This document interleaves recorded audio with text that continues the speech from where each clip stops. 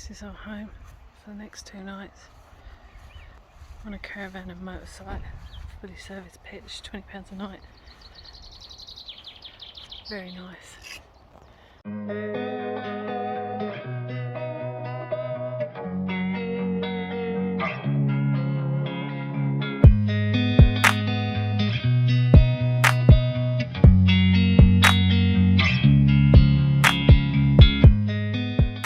We're just following a sign for a public footpath.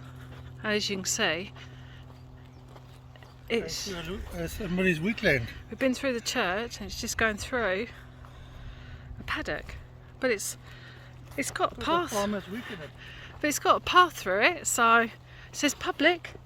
Someone chases after us with a bloody shotgun or something. So today is our first official day of wild camping. Well, not wild camping. What is it? Living off grid. We had a plan to go one way, but the GPS was sending us across the motorway, so we've ended up somewhere else. So already a little bit anxious, but I know it'll get easier. We are now at Belton House, which is a National Trust place. We parked over there in the coach area. Yeah, so now we're just heading to Belton House. Not sure where we're going after. We've got nowhere to be. So we're just going to go for a wander and see where we end up. How's this for a country home? Man, looks like something out of Brideshead Revisited or something like that. That's where we're going. Wow.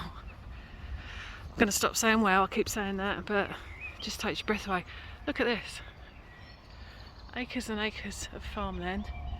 And then this. Look at those steps. Mm. So this would have been the original way up as well. Cobbled street, lined with trees. It's beautiful, eh? Mm. They do punting up and down the river. Let's have a look.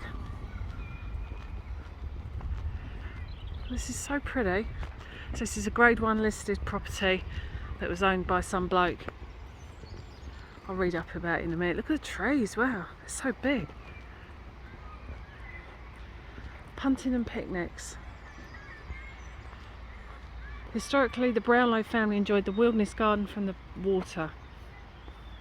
Viscount Tyrconnell created the wilderness in the 1740s, designed to delight pathways, led visitors along meandering pathways to eye-catching follies, now sadly lost time and changing fashions. This boathouse here was built in 1835. You know, I've always said I'd love to have been alive 200 years ago, but I probably would have been a housemaid, so it wouldn't have served the purpose. It would have been lovely to be the lady of the house though, gets to enjoy all of this. There's the entrance, probably for the, I don't know, the non-really posh people, and then this is the main entrance. We are the main people here. Like I said, I'm pretty sure I would have been a housemaid. Look at it down there, look. No, we don't need a housemaid. We're going to be, we come on our horse and carry. That's, wow, the entrance up. That could have been the main entrance. They're just swapping out the flower beds, but look, even the back is lovely.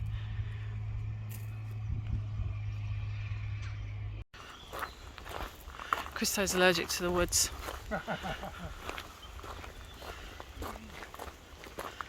Daffodils. Bluebells are all dying off now. Oh, we come across the fishing lake. Oh wow.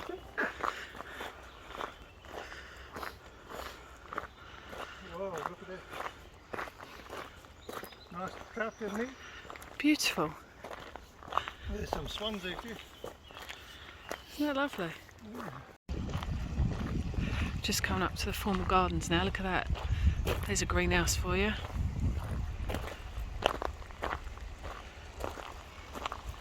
Oh, into the church. Yeah, they're going to rebuild it. See, look, they were that rich, they had their own church. Huh.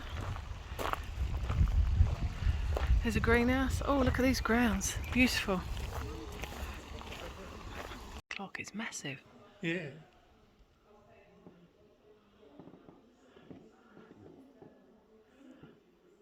How did they lose the Their fortune. Their fortune. They didn't lose their fortune. This for a grand staircase. Look at the ceiling on that. Goes up 1, 2, 3 stories. That door was closed and you had to go out that way. Yes. You know, when it's open, it should be in there.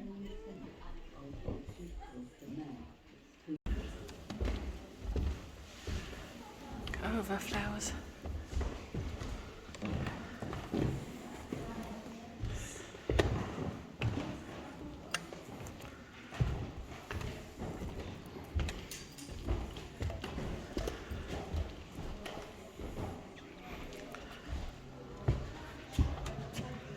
The 1920s.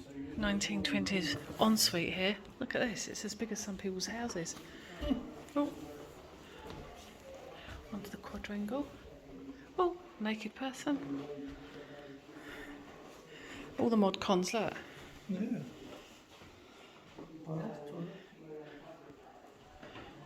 Scales. Oh, we haven't. We went the wrong way, did we? Because we haven't done. Yeah, we're just talking about. Yeah, but we haven't done down this end. Drawing room. Library. We didn't go left. We went right. It's a trust system that they adopted for this room. So there must have something to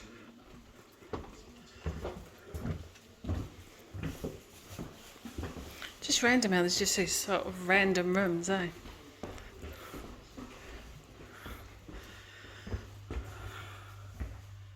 Didn't video it. They're just getting the Third time now I've tried to video this. We've come out of our motorhome, which is here. We're just parked in the car park. And look, there's deers right behind us. 3 there, 1 over the back, and 2 here. Wow. Look at that, amazing. Today we're in Kirby Hall. This was, it's from the 16th century. Queen Elizabeth I, one of her fancy men, bought it. It's a bit of a ruin now, but we're going to go and have a little look-see around it. Here we are, next day. Been sitting in the camper playing Uno, waiting for it to open. Another historic house. We come around the corner and there's a peacock. Hello, Mr. Peacock. Wow, he's beautiful. Don't want to upset him. Wow, he's so blue. Hold on. Look, there's one over there with his tail out. It's Look. There's one over there with his tail out. They're all over the place. Look at all these birds. I don't want to get... Oh, that's a female. I want some of these males to open up their tails and show me. Oh, my living. Come on, show off for the girls. Ruffle your feathers.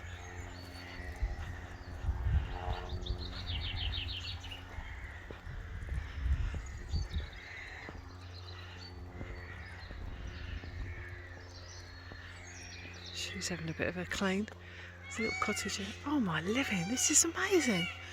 It's like being in a bird sanctuary.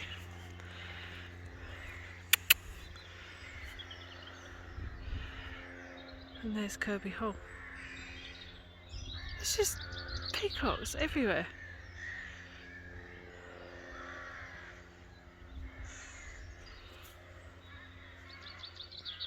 I think I'm just about to get attacked by a peacock.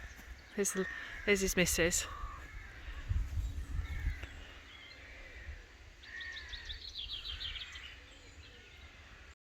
Today's little adventure brings us to Kirby Hall. We're surrounded by peacocks and peahens. Over here, beautiful. And this is Kirby Hall. It's the greatest Elizabethan and 17th century house. It belonged to Queen Elizabeth's first Lord Chancellor Christopher Hatton I, the first. He bought it in 1575 in the hope that it would attract a visit from the Queen, but she never came. Today you can enjoy the mansion's architecture and formal gardens laid out by a descendant of Hattons in the 1690s, now partly restored.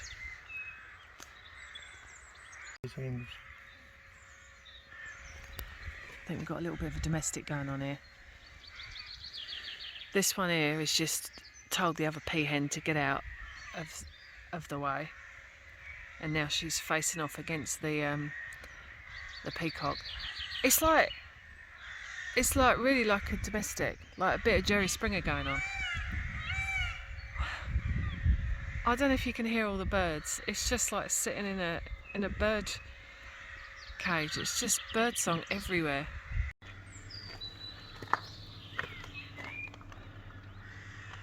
Fallen masonry potentially. There's another fireplace there. There's one up there as well. So that would have been the upper levels, as you can see with the doors.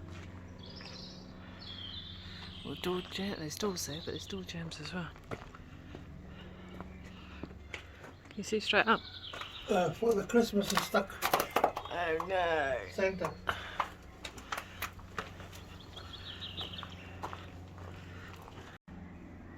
Fireplace, access from there.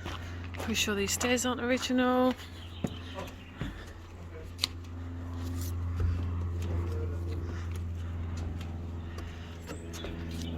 No, look at the stairs though. Wow. Look at them. Just sitting there. Wow. It's amazing how they built stuff, isn't it? At the back of the house. These are the state rooms at the bottom on the left. The rest of it is a bit more, it's got windows on this side but none on this side, and then you come around the corner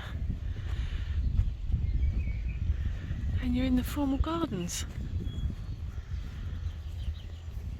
I should imagine there's more terraces that they haven't uncovered yet, because there's lumps and bumps everywhere, eh? Doing a time team.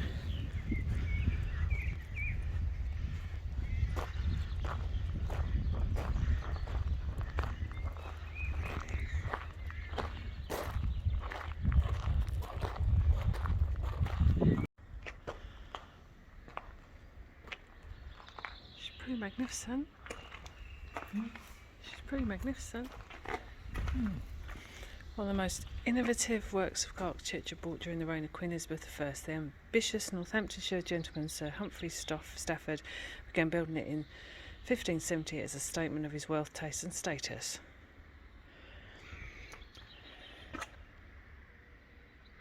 Oh, there's they've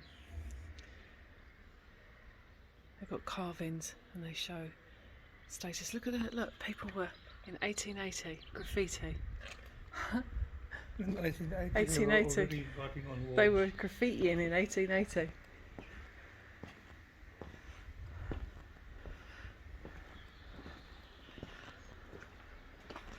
It's just humongous. In 1800s, Kirby Hall fell out of use as the owner's family home was instead lived in by estate workers, farmers and their animals. It was passed through the generations, it was ceased to be used, they lived elsewhere in Kent and Lincolnshire. 1831, lived by a series of tenants. It was worn out and no longer fit for purpose. So that was it in 1844. And there's sheep grazing there in 1913. Same year that it was put up for sale. Oh look, the 1800s. Visitors in Kirby in the early 1900s received a warm welcome from its tenants. When I visited in 1918, Herbert Evans wrote, "A deserted house and a dreary spectacle enough, but there was no difficulty in the way of visiting him." Cool.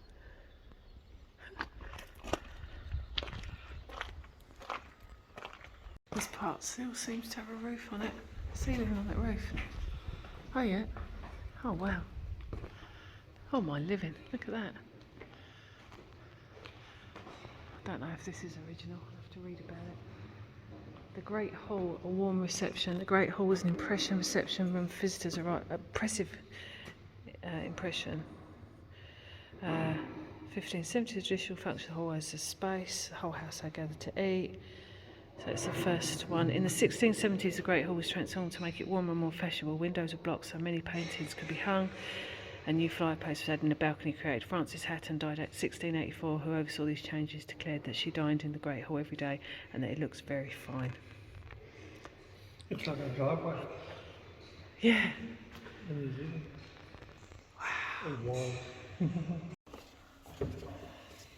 More of the gardens. And I think these are the stairs that belong to the area that I probably would have been in. This is the ensuite. It's a cupboard, yeah. Descend the stairs to discover more. Wow. Descend the stairs. Let's ascend the stairs and see what's up there.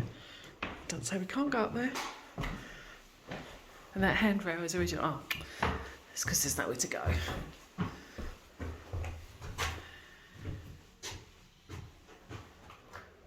Look at that. That bit of wood. Got a bit of Got a bit of termite. wood rot and some borer in it. Is it borer? Yeah, wood borer. I know what borer is, I just didn't know if we had it in this country. I know we've got it in New Zealand. Oh, you've seen it first hand here. I have seen it first hand there. Ooh. I think I went down the stairs very elegantly.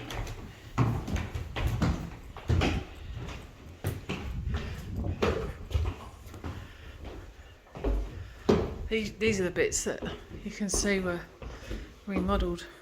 Right. Did we go in here? No.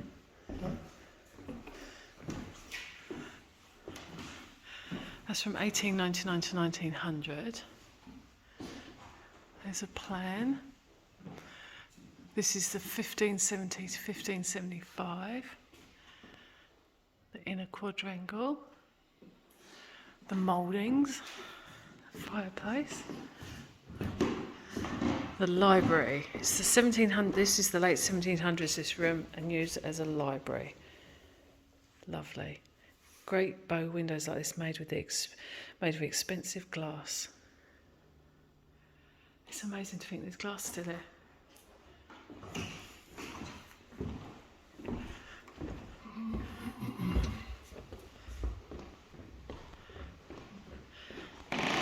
Billiards room. Would have been. Oh look, you've still got the original things where the curtains would have gone. Beautiful.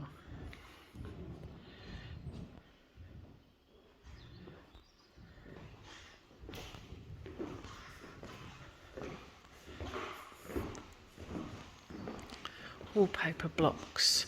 These blocks were hand carved in 2004 to reprint the walls. Cool. What a lovely room. Big one. Yeah. Oh, flock wallpaper.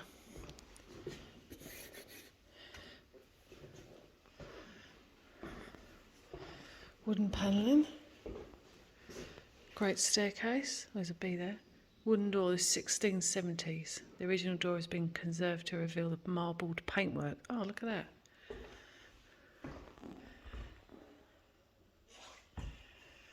Find out Kirby's full ruin and the conservation work revealed.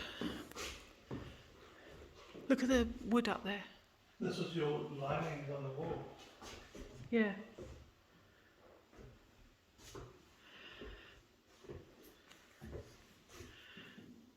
Most of the contents of the house were sold between 1772 and 1831. Many items listed were up-to-date furnishings, mahogany, rosewood and bamboo furniture, suggesting that Kirby's interiors were elegant and fashionable. However, after the sale of 1824, Kirby ceased to be regularly used by the family and fell into decay. Further sale in 1831 was listed under the name of the estate worker who worked here. Oh, and then the lead was stripped in the 1800s and the garden was neglected. Oh, there's a picture of it. And then what's that? Shown here, lying on the side of the columns from the screen of the great chamber. Okay, they're on this side.